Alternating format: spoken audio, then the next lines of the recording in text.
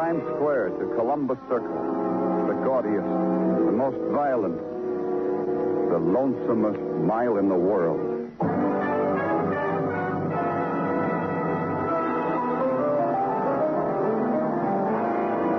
Broadway's My Beat, with Larry Thor as Detective Danny Clover.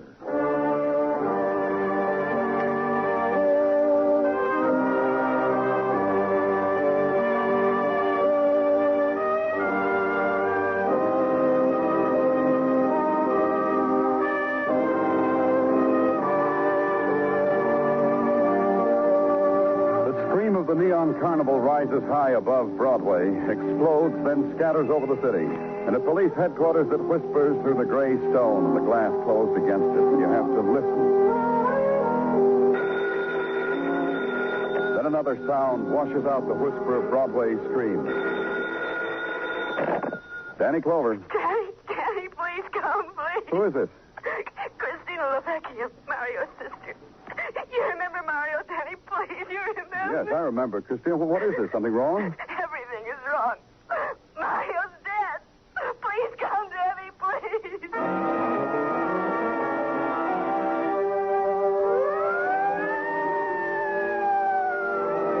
Then the sirens howl because the man is dead, and their cry tears a path through the wilderness of the city. And finally they're stilled because the door is open. A girl stands there, a young girl whose hair is black and whose tears lie on her cheek like jewels. Danny. Don't be afraid, Christina. Try not to be afraid. Where is he, Christina? Tell me. In there. In his room. Show me. Yes.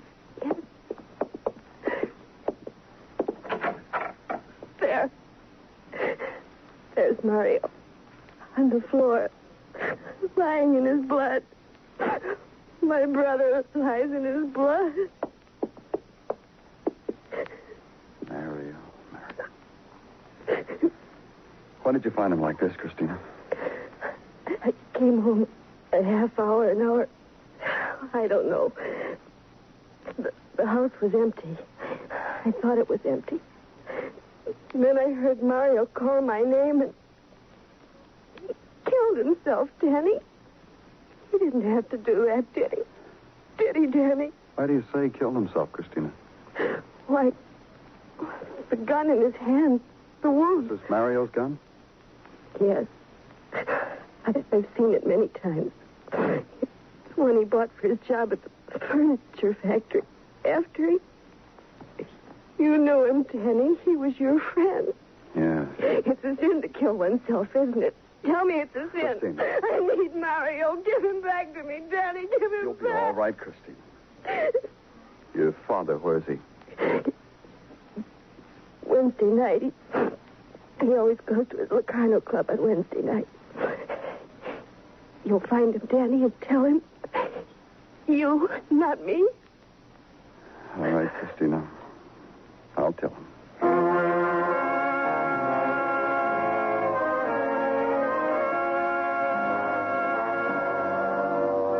And a while after that, the efficient ghost from police technical came in, formed a tight and impersonal circle around the dead boy. Then a man named Dr. Sinsky detached himself from the group, sighed, and walked over to Christina. He put his arm around her, spoke gently. With the strange alchemy he knew about tears, he dried Christina's. Then I had a place to go, so I went there.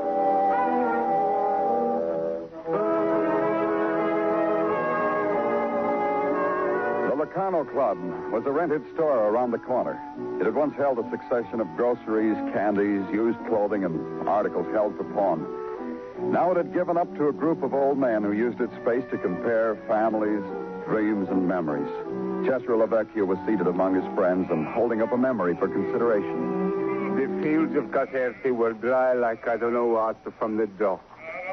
And Valerio stood looking, and his tears fell upon his brown chest. That's the way it was in Caserta. Chester. Oh, Danny Clover. Welcome, amigo. Danny, what about a glass of wine, huh? A glass of wine for my friend, Danny. No, maybe later. It's important, Chester. Oh, sure, of course. Well, pardon, my friend. My friend from the police wants to consult me on a matter of importance. What is it, Danny? About Mario. Triste.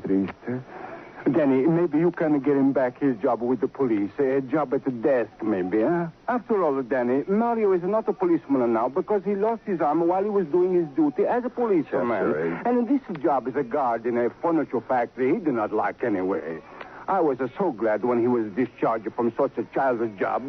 Chester. Yes, Danny. What do you want to say? I wish I knew at least another word for it. Mario? He's dead. Mario?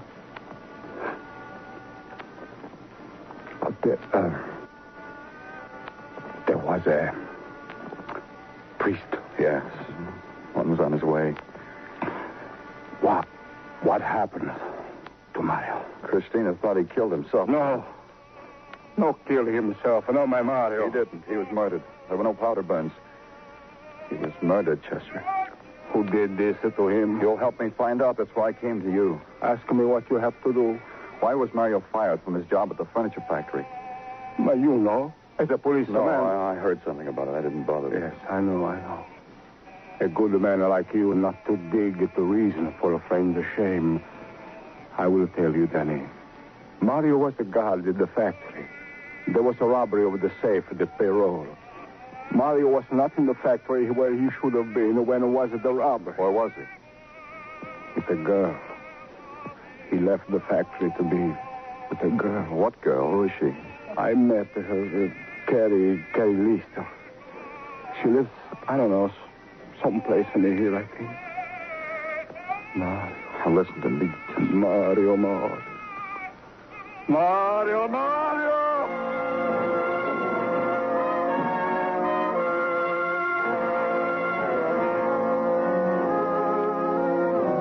There were no tears in the old man's eyes, only anger and fury.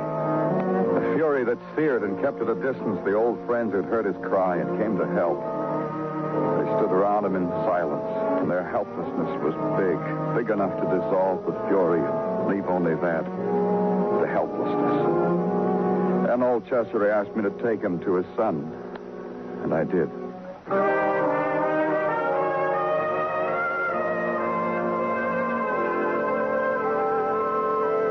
In the morning, headquarters came up with Carrie Lister's address, a brownstone in the West 60s. A kid bouncing a ball on the stoop told me Carrie was home. He'd just seen her drying her hair out the window. Then her door opened.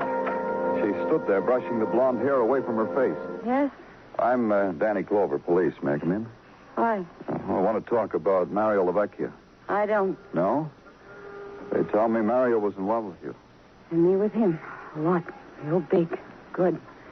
Too good for you to go scratching, and that's why I don't want to talk to you about Mario. He was murdered.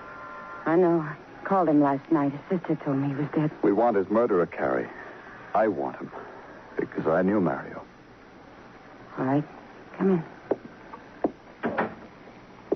Yeah, that's Mario's picture.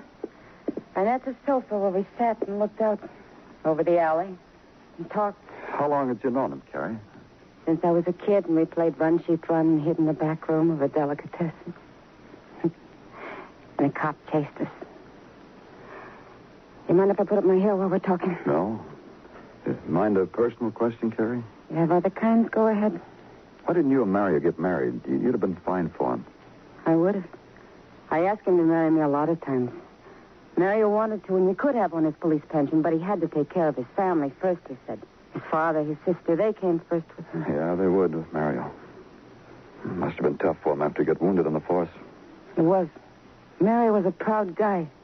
Not everything was good enough for him. That's why it made me feel good. Mario loved me. What did he do before he got that job in the furniture factory? We tried to get other jobs. There weren't any. He didn't have to work. We could have lived good on his pension and me working, but Mario had to keep Christina in that fancy boarding school, help his father. His friends during that time, who were they? His father, his sister, me. Not whoever it was robbed the payroll at the factory, if that's what you're trying to say. The night of the robbery, where was Mario? He was with me. He left his post and came to me. Maybe he went somewhere else first. Maybe he was in on the robbery and then came to you for an alibi.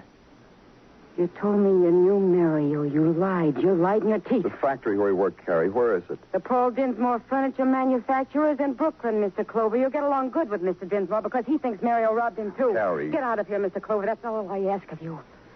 Get out of my sight.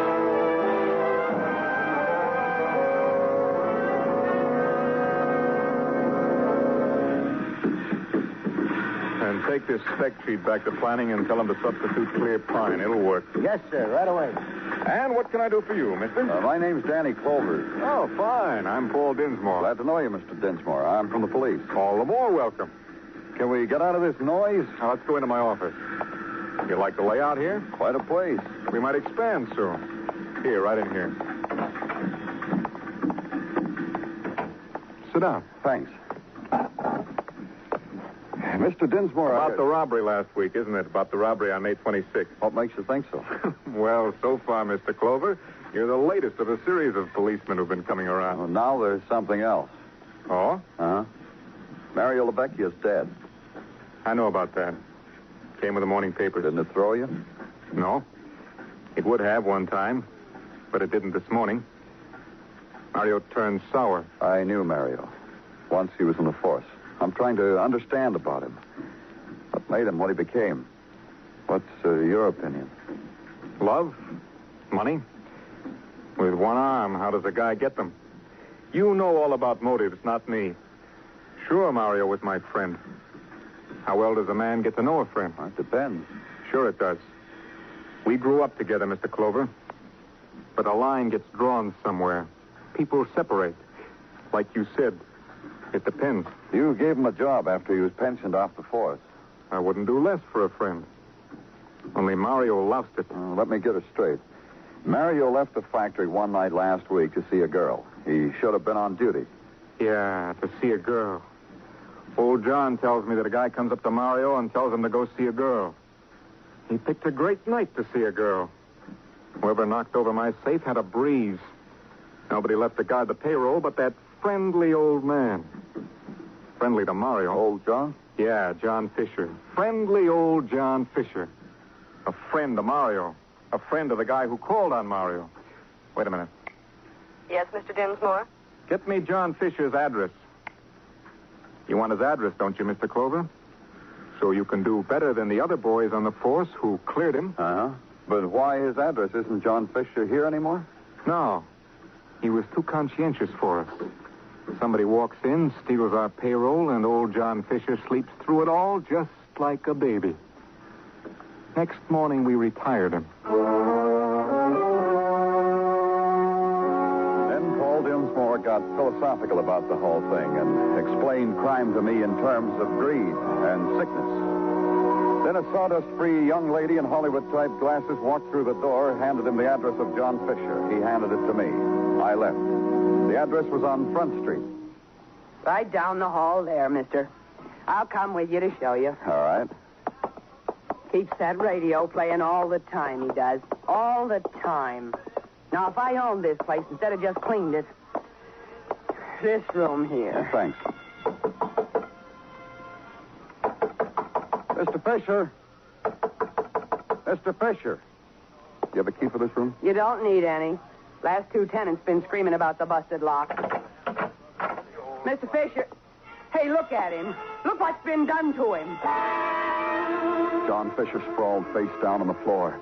The heavy handle of a billiard cue stick lay beside him, touching him. The instrument now of a different purpose. The matted hair and the blood. The pattern of what it had done to him. And whoever had held the weapon had been thorough. John Fisher had been beaten to death. She thinks she loves me the more fool she's gotta learn.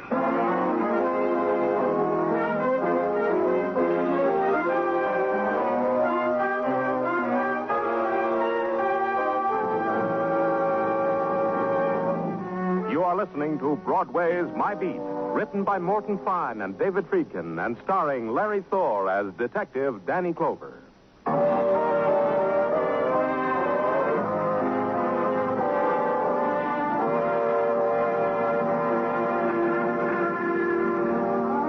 Broadway all depends on the mood you're in. You can be part of the mob and perform for the sightseers, or you can detach yourself from it. Lean against a wall, crease your newspaper, and bite your lip over that two-column item on the right-hand side of the page. 2 guards at a factory mysteriously murdered. Consider it, then flip the pages to the box scores and waggle a finger back at Ted Williams. Or, as Sergeant Tartaglia had it next day at headquarters, That Ted Williams, Danny, that ball player from Boston, Mass. He ruins the scenery. oh, how does he do that, Gino? I can't appreciate Mrs. Tartaglia anymore on account of him. Somehow I knew that's just what you were going to say. Last night, Danny, Mrs. Tartaglia was paraded back and forth, up and down and across in her new swimsuit from Catalina in preparation to being the belle of the beach at Far Rockaway when all of a sudden comes over the radio that this Ted Williams had hit another home run. After that, you couldn't enjoy the scenery, huh? You don't like Ted Williams. Anything else, Gino? I'm talking to you. Huh? Oh, no, nothing else, Danny. Except... No, nothing else. Except what? Well, except about Mrs. O'Connell and the LaVecchia case. Mrs. O'Connell? Yeah, my uppity neighbor 2 doors down. Her daughter... Tartaglia. Okay, Danny. Only Mrs. O'Connell said something to me this morning that twits me, Danny, about her daughter, Sandra Lee. Tell me about it. Well, she said, how come this Christina LaVecchia was home from that boarding school, that Thatcher School for Girls, and her daughter, Sandra Lee, is not? Go on. Because that Thatcher School for Girls is not closed down for the summer yet. That's where Sandra Lee goes, too. And she is even now at school preparing for exams, and they got strict rules about not being on the outside. So how come Christina LaVecchia... That's a good question, Tartaglia. How come Christina LaVecchia? Yeah. How come her? What was she doing out on the night of her brother's murder? Maybe I better go find out, huh? Danny, somehow I knew that's just what you were going to say.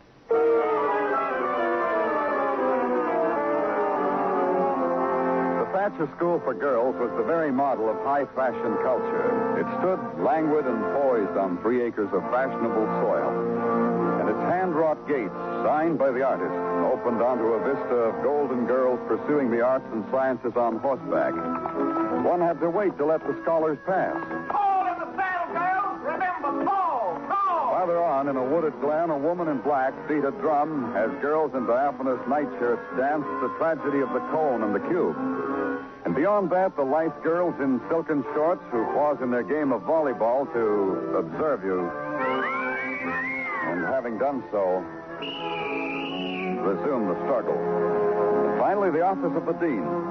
Dean and office both done by an exclusive decorator. I am Dean Chesterfield.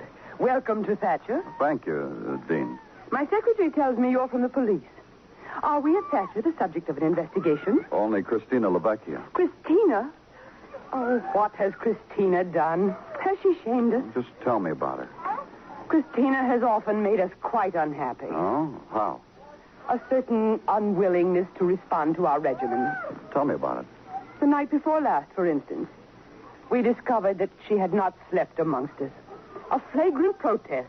An undisciplined gesture. The night before last, her brother was murdered. Christina should have been here. There is not a night of the school term that she should not be here. To have complete behavior control of our girls is our objective. It is... You said Christina made you happy unoften. How often? Well, one moment. I have it here in my records. Ah, yes, here we are. LaVecchia, Christina. On April 19th, LaVecchia did steal into her dormitory 3 hours after curfew. For this, a Class B demerit and a week in Coventry. You confined her to the campus? You have another meaning for Coventry? On May 26th, LaVecchia was gone all night. Appeared for her 3rd class, disheveled and distant. For this... You could have dismissed her. We were going to, but her brother pleaded with us. We relented when he told us Christina was at home with him that night. May 26th. 26. Thanks, Dean. It's been educational. So somebody might have lied. Dean Chesterfield had said Christina was with her brother Mario on the night of May 26th, the night of the robbery. But Dinsmore said Mario went off with another man. And Mario's girlfriend had told me yesterday that Mario spent the evening with her. And Mario's girlfriend was named Carrie Lister. She was someone I wanted to talk to again. Then back to West 60th and the brownstone in the middle of the block. I didn't have to go that far. 3 doors from the brownstone was a bar. Through the glass front, I could see Carrie Lister seated on the high stool. She was entertaining or being entertained. You get the picture, huh? There was my wife standing there with egg in her face. Funny, huh? Mr. Becker, you're a whiz-bag. Yeah, that ain't all. Listen to I this. haven't had a drink since I don't know when, Mr. Becker. I'll buy it for you, Carrie. Huh? Oh, Mr. Clover. Meet your rival, Mr. Clover of the police. This is Mr. Becker. He's in canned goods. Aren't you, Mr. Becker? Get at the end of the line, friend. And the line don't move for hours from now. Goodbye, Mr. Becker. If I stand up, I'm pretty large, friend. Mr. Becker, you know, suddenly you got a fat face and fat lips, and you didn't shave so good this morning. Beat it. You, copper, flash me a badge. Make me move. The lady said go. Lady? Ain't been one of those in this place for years. You, get out of here. Hey, look. I said go. Oh, so help That me. bottle down, Carrie. Put it down. It's better. Goodbye, Mr. Becker. Yeah. I'll get back to you, honey. Give me a shoulder, Mr. Clover. I want to die on it. You shouldn't punish yourself so much, Carrie. Not like this. It doesn't matter anymore. What matters? Mario, who killed him? That matters how? Just a question, Carrie. Was he with you on the night of the robbery? I haven't had a drink. Was he? You know he wasn't. He told me to say so, but he wasn't. Who was he with? How would I know? Go ask his old man, his sister. He was married to his family, not me.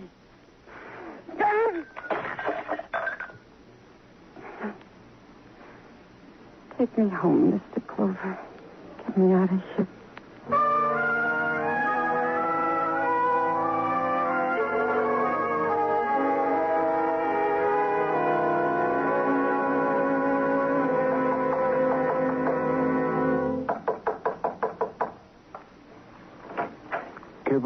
Oh, Danny. Chester, Come in, Danny. Come in. Take my chair. Please, take. Chester. No. First, you must please sit down to show me you are a guest in my house. Good. Danny, an old man is grateful you call on him. An old man is lonely without the boy, without the son. Lonely. Chester, you want your boy's murderer, don't you? I live only till then. After that, I die. Then you must tell me the truth. You lied to me. I lie.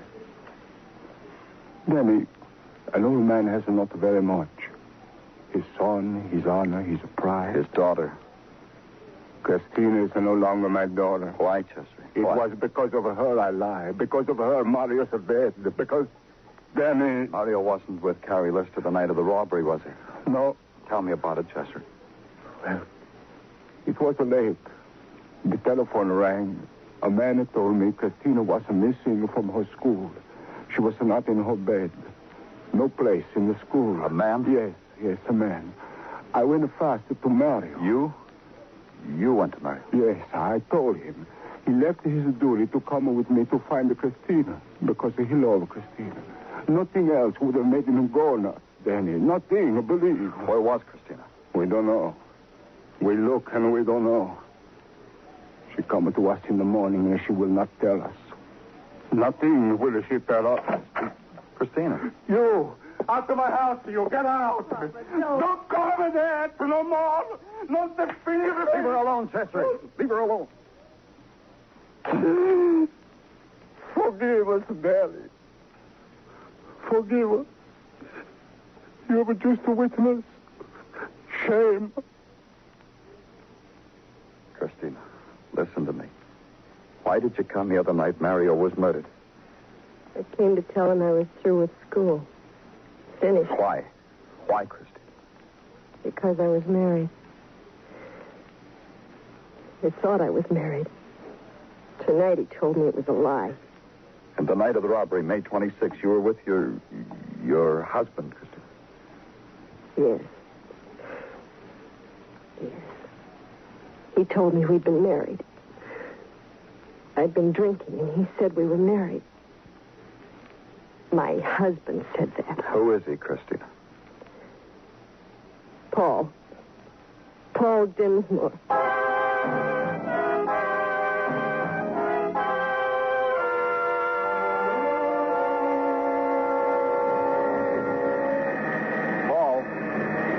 Morton. Oh, hi, Mr. Clover. What brings you to me? News? Something like that. Let's go back into your office. We can have... Well, I can read your mind, huh, Mr. Clover? You want quiet? You're getting quiet. Quitting time, 3 o'clock in the afternoon? Modern production methods. The help needs a short break. The union says they do. They go out in the yard and relax. Maybe they're right. I want to talk to you. All right, let's talk. I just came from Christina LaVecchia. So? She told me she thought she was married to you. You lied to her, didn't you, Paul? She tell you a story like that, Mr. Clover? A very hysterical girl. Why'd you do a thing like that to Christina, Paul?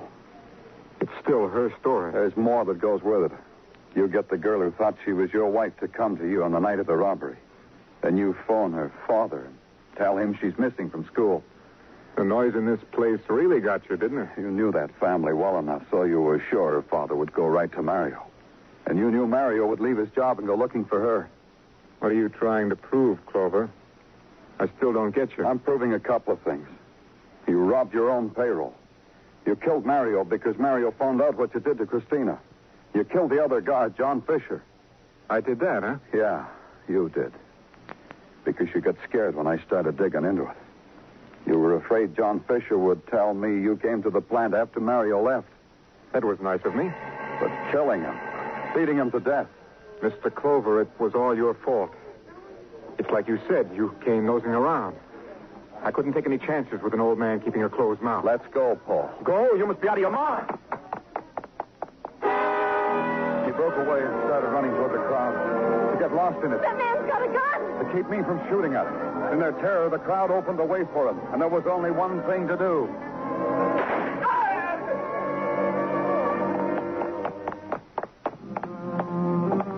He was dead, and I kneeled over him.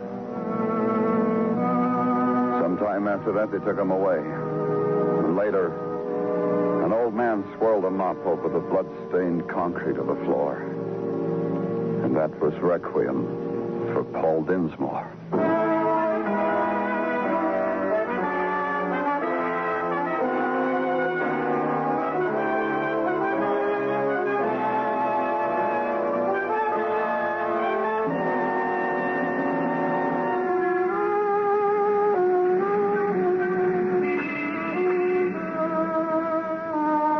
Broadway plumes its lights upward into the sky, and the night bursts open.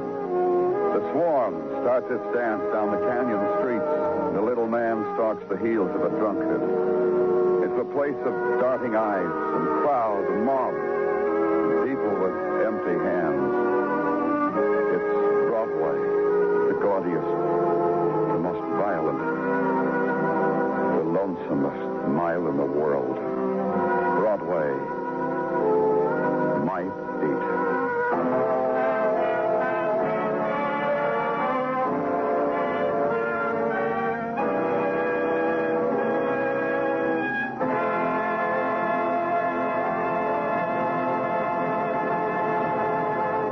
Broadway's My Beat stars Larry Thor as Detective Danny Clover with Charles Calvert as Tartaglia. The program was produced and directed by Elliott Lewis. The musical score was composed and conducted by Alexander Courage. Included in tonight's cast were Jane Webb, Georgia Ellis, Jane Avello, Georgia Backus, Byron Kane, and Clayton Post.